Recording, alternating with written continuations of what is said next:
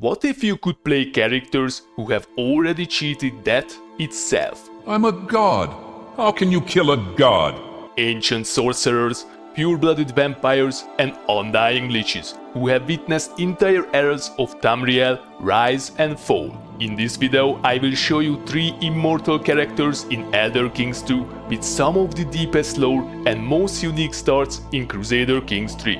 And now it's up to you to decide what an immortal ruler does with eternity. Number 1. Divayth Fyr. Divayth Fyr is a 3000-year-old Dunmer sorcerer, and that age alone puts him in a completely different category from almost anyone else on the map. He has witnessed entire eras rise and fall, and his knowledge reflects that. Fyr is not just a mage, he is a master of arcane study, someone who has spent millennia refining his understanding of magic, history, and the deeper mysteries of the world. He is a member of the Great House Telvanni, the Dunmer house most closely associated with magical power and individualism. However, Fyr doesn't behave like a typical Telvanni lord. He largely stays out of house politics and is not an active member of the ruling council. Instead, he acts more as a consultant or advisor. While he respects the authority of House Telvanni and will carry out most requests they give him, he operates with a level of independence that reflects both his age and his confidence in his own abilities. Earlier in his life, Divayth Fyr was also a member of the Psijic Order, one of the most ancient and secretive magical organizations in Tamriel. So what is the Psijic Order? They are the Brotherhood of Steel of the Elder Scroll universe. They hoard knowledge and see themselves as superior to everyone else. Their members are mostly made out of Altmerds, the most racist race in the universe, but they do take other races in as well. At one point, Vanus Galerian, BFF of Manimarco, before he went nuts into necromancy, left the order to found the Mages Guild, who were more open to others and spreading knowledge. One of the most interesting aspects of Fyr's story is his connection to Soule. The two were once friends, long before Soule became one of the Tribunal, the living gods of the Dunmer. After the Battle of the Red Mountain, when the Daedric Prince Azura transformed the Chimera into the Dunmer, Fyr was among those affected. Soule, however, had the power to resist this transformation, but chose not to, believing it would help his people accept their new form. Divayth Fyr openly criticized this decision, and even after Soule rose to godhood, Fyr refused to worship him. There are also more personal stories that add depth to his character. At one point, during the reign of Potentate Savidian Chorak, Fyr attempted to win the affection of Dr. Alphidia Lupus. However, she ultimately chose another man, Morian Zenas, over him. Another major connection in Fyr's life is with Yagrum Bagan, the last known living Dwemer. So who are the Dwemer? They were a race of Mer elves. They were the most advanced race. They literally used music to alter reality. They also had an ability called the Calling, no, not that one, which was basically telepathy. Long story short, thanks to Kagrenak, they zero-summed. What is zero-summing? They erased themselves from existence. The entire race vanished at the same time, except Yagrum Bagan, who was in Oblivion, which is the collective name of the Daedric Prince's realm. Fyr offered him refuge and friendship, and at his request, Yagrum compiled centuries of knowledge into a work known as Tamrielic lore. This book catalogued legendary artifacts of immense importance such as Chrysemir, the Bow of Shadows, and the Staff of Hashadoki. Fyr is also deeply associated with the study of the corpus, often called the divine disease. Rather than simply fearing it, he chose to study it, creating the Corpusarium as a place of refuge for those afflicted. Yagrum Bagan also contacts the disease and resides here. Over time, he also came into possession of several powerful Daedric artifacts, including Scourge, Savior's Hide, and Volendrang. His household is just as unusual as his history. Do you remember the previous video? The Targaryens doing incest? You think it cannot be topped? Divayth Fyr created 4 female clones of himself, Alphe, Bete, Delte, and Upse.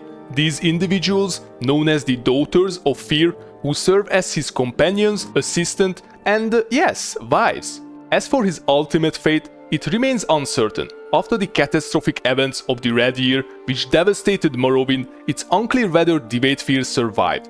However, some sources suggest that a figure of his power and knowledge may have endured even that disaster. All of this makes Divayth Fyr an incredibly rich character to explore. He is ancient, independent, deeply knowledgeable, and tied to some of the most mysterious aspects of Elder Scrolls lore. Do you think you could subscribe before the release of GTA 6, Elder Scrolls 6 or Fallout 5? Number 2. Serana Volkihar. Serana was born to Valerica and Harkon, members of an ancient and powerful vampire lineage. Her story is inseparable from her family and especially from her father, whose ambition shaped the course of all their lives. Long ago, Harkon ruled over a large part of Skyrim. He was known as a cruel and oppressive tyrant driven by an overwhelming desire for wealth and power. As time passed, the reality of mortality began to weigh on him. The idea that everything he had built could be lost to death was something he simply could not accept. Despite the concerns and protests of both Valerica and Serana, Harkon began to delve into dark and forbidden knowledge. Eventually, he discovered vampirism and saw it as a perfect solution, a way to escape death entirely. But even immortality was not enough for him. After becoming a vampire, Harkon grew frustrated with its limitations, particularly his weakness to sunlight. He became obsessed with overcoming this flaw. This obsession led him to spend decades studying ancient texts and forgotten lore, searching for a way to remove that weakness. His efforts eventually led him to a prophecy known as the Tyranny of the Sun, which foretold a future where vampires could gain control over the sun itself. From that point on, Harkon's ambitions only intensified. As his focus shifted further toward this prophecy, his relationship with his family began to deteriorate. Tensions between him and Valerica grew rapidly, especially after he became fully committed to pursuing the tyranny of the sun. While Harkon was driven by power, Valerica took a different path. Valerica was a highly skilled alchemist and necromancer, dedicating her life to the study of forbidden arts. Over several decades, she constructed a portal to the Soul Cairn, a realm of oblivion filled with the trapped souls of the dead. This was not just a place for research, it became her means of escape and later, prison. Serana, meanwhile, became a central piece in this conflict. At some point, prior to the rise of the Septim Empire at the end of the Second Era, she was sealed away within Dim Hollow Crypt. This was done to keep her and the Elder Scroll she carried hidden from those who would use her to fulfill the prophecy. While Valerica hid within the Soul Cairn with another scroll, Serana remained in isolation, effectively removed from the world for centuries. Number 3. Vastarie. Vastarie, often called the Witch of Azura, is an Altmer Lich whose entire life revolves around the study of souls. But unlike many necromancers in the setting, her story is not just about power, it's about questioning what should and shouldn't be done with that power. Before she ever became a lich, Vastarie studied on Artheum as part of the Psijic Order alongside some of the most important figures in magical history, including Vanus Galerian and Manimarco. This already places her at the center of a major turning point in Tamriel's magical world. During the early Second Era, a major conflict broke out within the Psijic Order. Vanus Galerian and Manimarco clashed over the study of necromancy, which the Order ultimately banned. Vastarie chose to live alongside Manimarco, joining him in the newly formed Worm Cult to continue researching soul magic. At first, her goals aligned with his. She wanted to understand the nature of the soul, how it could be preserved, delayed, and studied. This led her down a dangerous path.